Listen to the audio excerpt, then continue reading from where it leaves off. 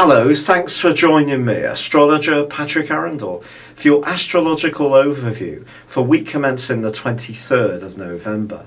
If you tuned in last time, you'll know that the Sun and Mercury have relocated into the sign of Sagittarius, joining up with Saturn.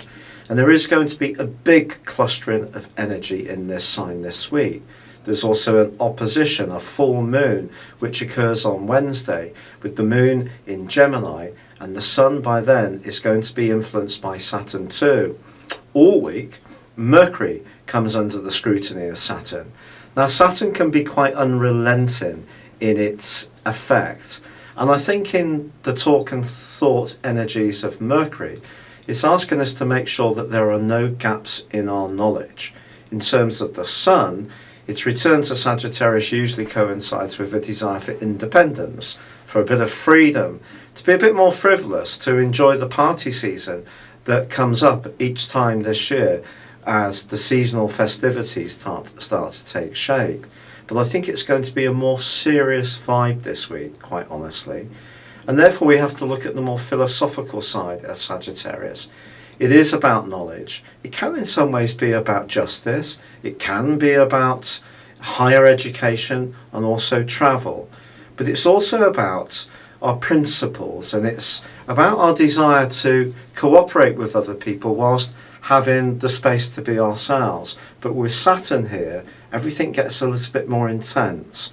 It's not going to be as free and easy at all. And of course, there has been that square building up all month with Neptune, which reaches a peak this week and feeds into those other three influences of the Sun, Mercury and the full moon. So we have a T-square. So I do think this is going to be a potentially complex week. Sagittarius likes to do as it pleases. Sagittarius people can have their own set of rules and regulations that they live by, which can often be quite shifting due to the mutable nature of the sign.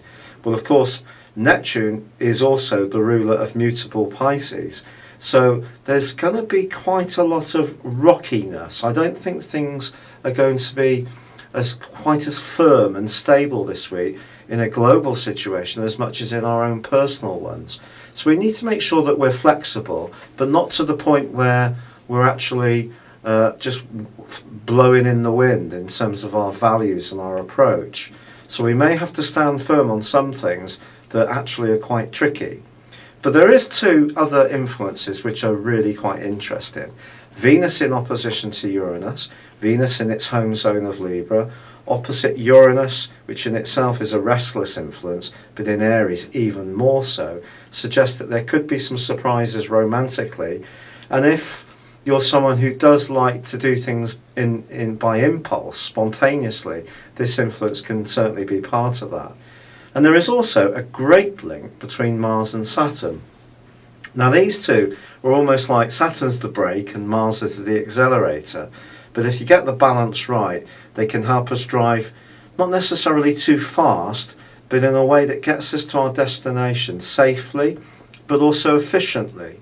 And so if you do have any plan that you want to achieve, you've done the research, you're motivated to see it succeed, there's every chance you can, as long as you're good around the people side of things, Libra, being fair, making sure it's not just for your individual benefit. And I think that's really the Sagittarius influence here this week generally, is that it can be individual to suit ourselves, and we need to make sure that if we're taking an independent approach to things, that we're mindful that Saturn may just pull us back round and say, well, hold on, there's always a bigger picture for our behaviour. So it's like being conscious of our motives.